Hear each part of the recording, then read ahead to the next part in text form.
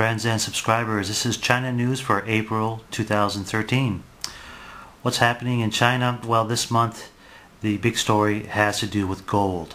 Gold declines by the most since 1980, falling to below $1,400 per ounce.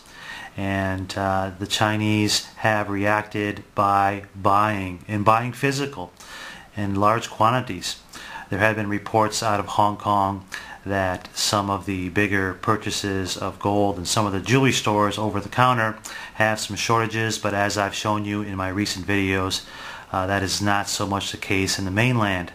I've been to dozens of shops this month, and during this drop in gold price, I still can find product available in almost any size and in high quantity. So it depends on where you're at, it depends on what dealer you go to, but gold supply is very healthy and demand is always healthy, although spiking quite a bit here in April.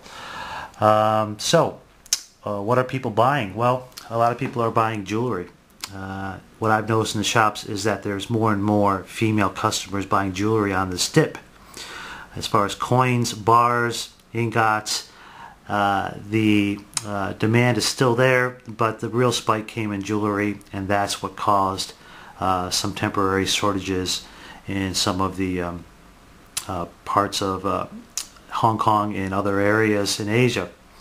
But as we know, China is the world's largest producer of gold and the soon-to-be the #1 market for gold, surpassing India, I predict, in the near future. So all looks good for gold. Still a safe bet, absolutely.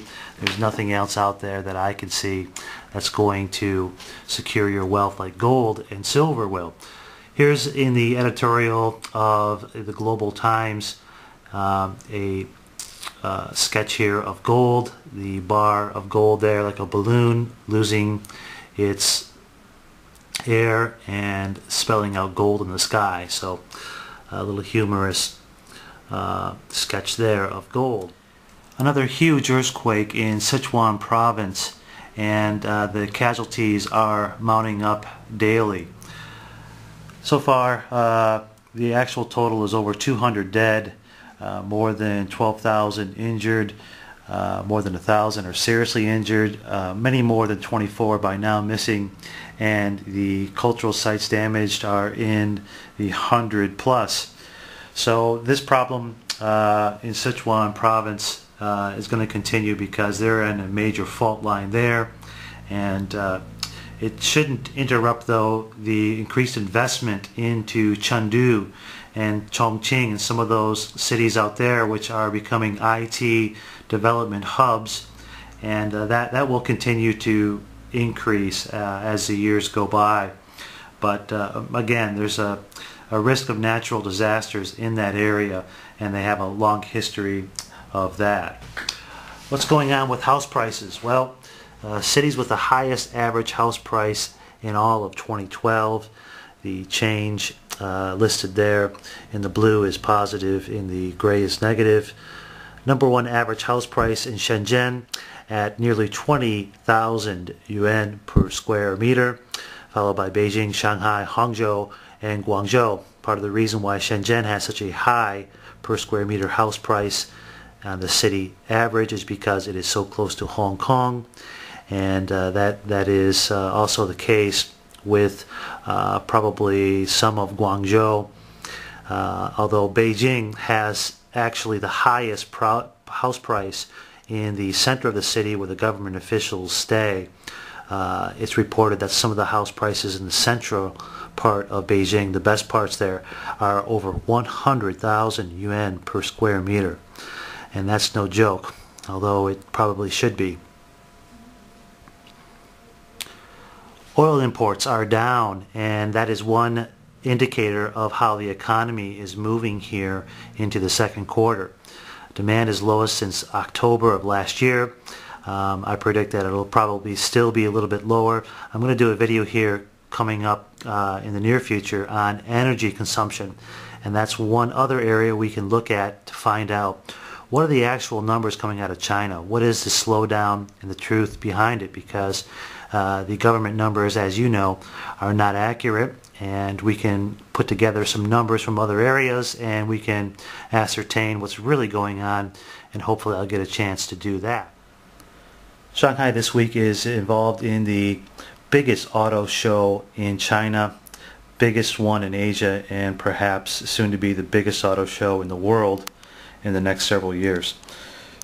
Here's a full-page insert in the newspaper for a Touareg hybrid, and Volkswagen is a very strong brand here in China and will continue to be a very strong brand because of not only their more higher-end luxury cars such as the Porsche, but also their hybrid and their diesel lineup, which is very good.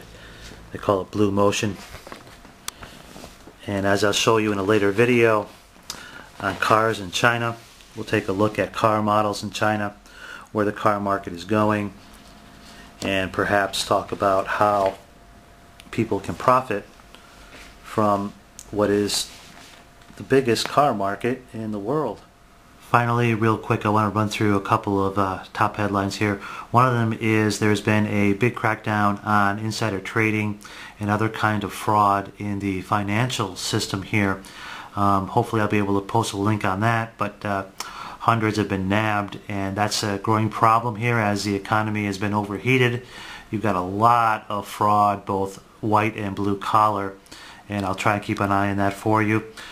Secondly, companies like Apple, foreign companies that have been successful here, are beginning to become scrutinized more and more.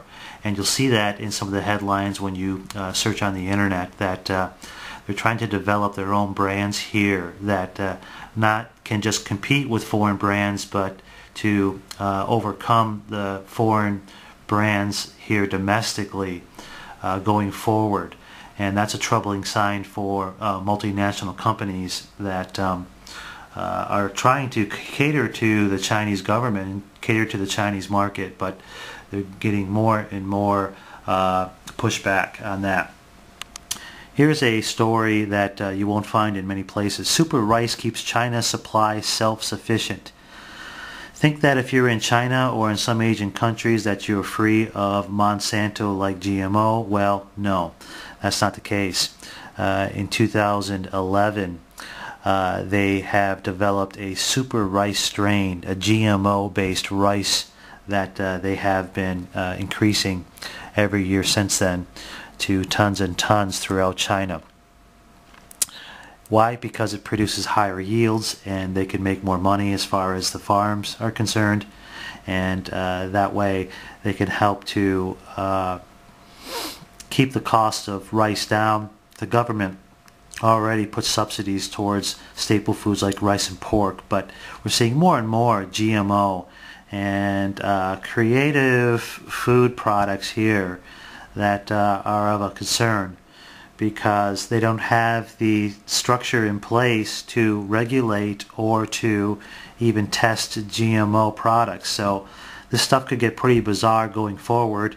The Chinese food market is already an adventure in itself, and hopefully I'll be able to show you more about that as far as how they inspect food and their opinions on quality and processing food is really horrifying.